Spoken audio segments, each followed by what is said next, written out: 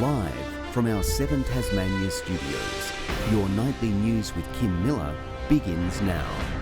The Australian Antarctic Division is in the grip of a systemic crisis, according to claims made to a Senate inquiry examining its finances.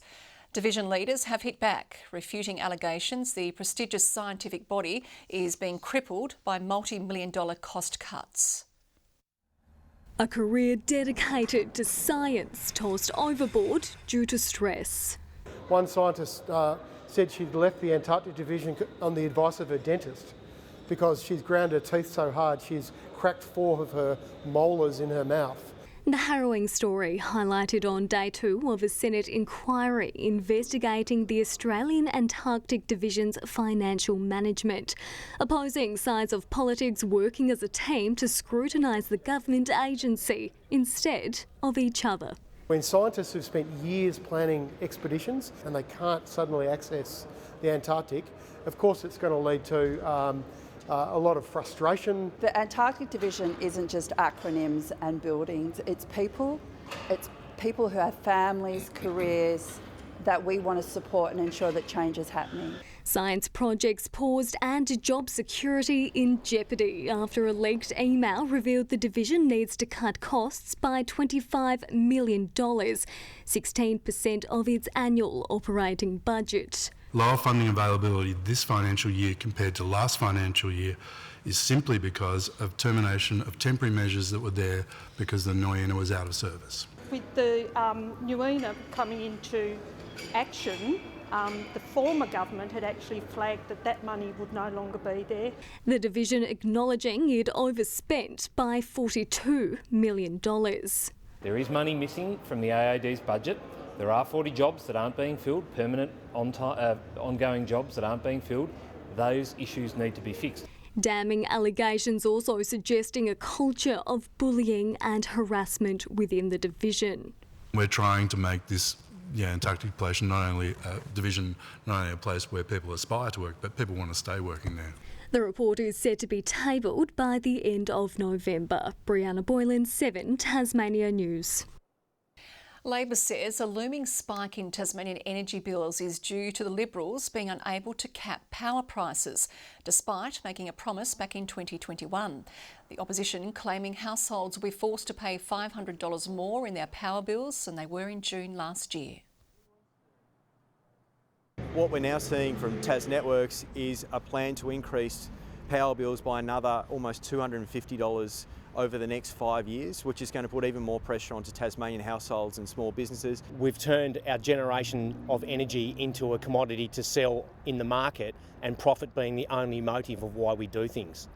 The state government disagrees, saying it's delivering enough renewable energy for our state, adding Tasmania has the lowest power prices in the nation and Labor's proposed price cap would actually drive prices up.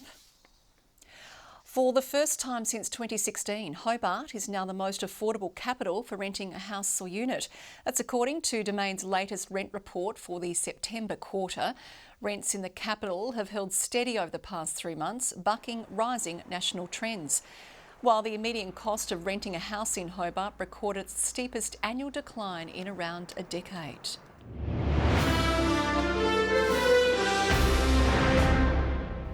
Australia Post is hoping to attract more delivery drivers into the role after licensing rules were changed in Tasmania, allowing people with a car licence to operate its electric 3-wheel delivery vehicles rather than needing to have a motorbike licence. It's as workloads ramp up ahead of Christmas.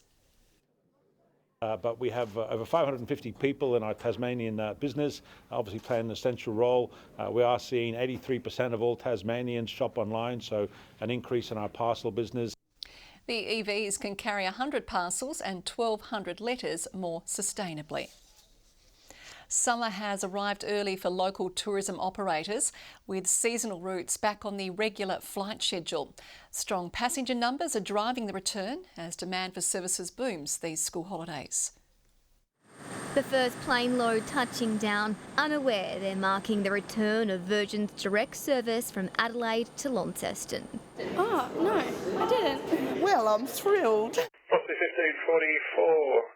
Good day, welcome back to Launceston as the first direct Adelaide service of the season. It's great to have you back. Continue approach. Continue approach, thanks.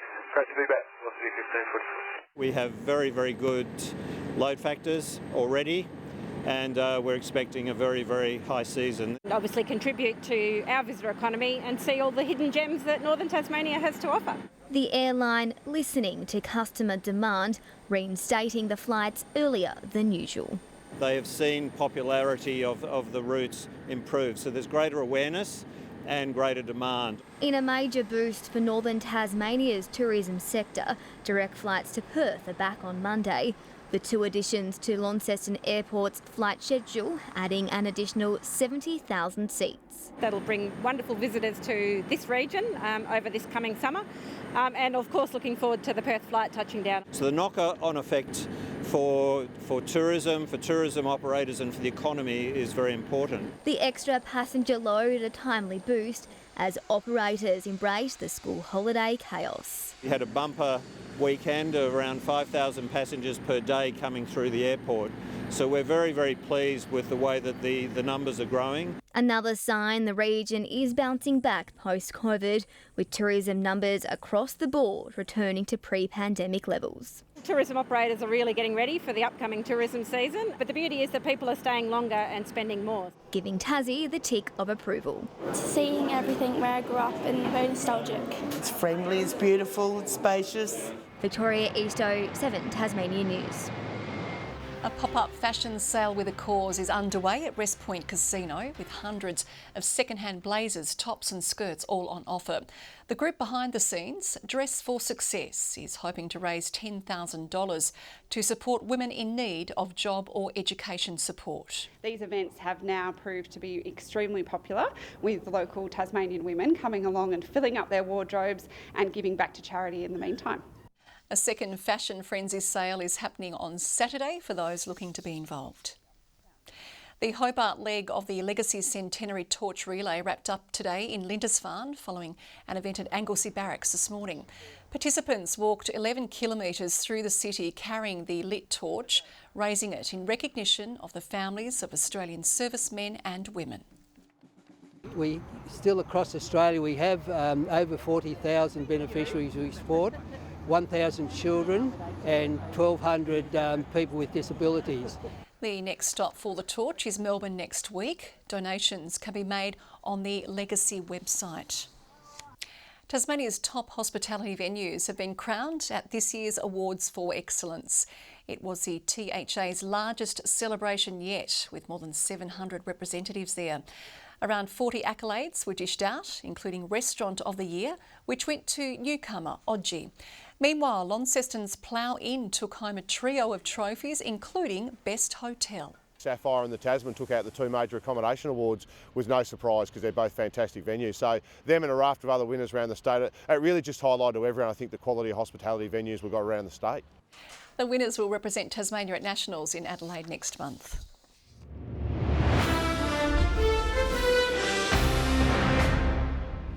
The Tasmania Jack Jumpers are hoping for a win against the old enemy, the Sydney Kings, in their first home game of the season.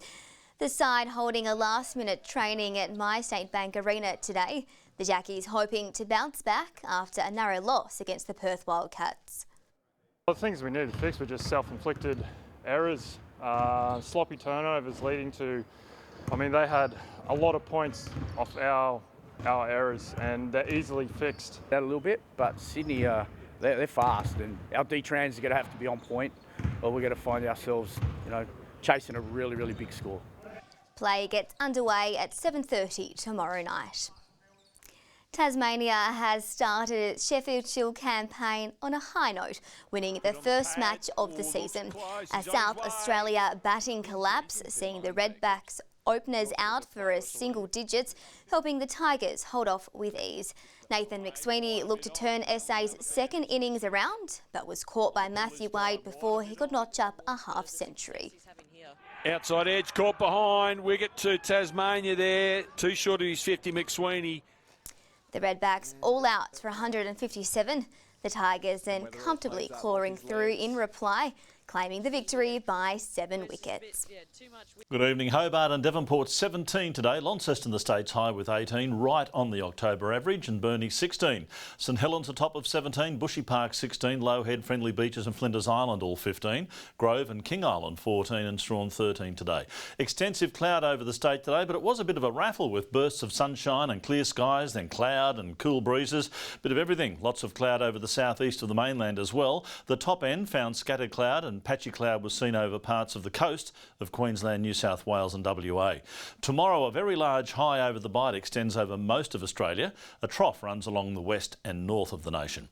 Southwest winds at 15 to 25 knots and to 30 knots over the south and east. Swells up to 6 metres in southern waters. Stay away. A strong wind warning. That's for waters from Stanley clockwise around to Low Rocky Point. Hobart tomorrow is expecting 13 with a shower or two. Just 13 for Huonville, a possible shower for Campania, 13 the maximum. Launceston 14 and cloudy, Devonport 15, Georgetown heading for 15 as well. Those cool southwesterlies are doing their thing. 14 for Burnie, a shower for Strawn and 13 the top and 14 for Wynyard. St Helens tomorrow a high of 14 degrees, just 13 for Swansea. Maybe a shower over Port Arthur, a fleeting one, 15 the top. On Saturday, fine apart from light showers over the west and far south, morning frosts inland. Fine on Sunday with another shower over the west along with west to southwest winds again. And on Monday a similar pattern along with a possible shower over King Island. Nice one in Perth though tomorrow, 34 the top, partly cloudy in Adelaide, a shower in Melbourne, a possible late shower in Sydney, 21, partly cloudy and 27 in Brisbane. Little bit of drizzle and cooling down in Hobart, 10 right now, cloudy in Launceston 14, and someone from Devonport has rung us and told us it's sunny there. Really, Kim, the sun's still out. They're joking, aren't they? It's always sunny in Devonport, Murph. Did you know it? And that is all we have time for this Thursday. Thanks for your company. Good night.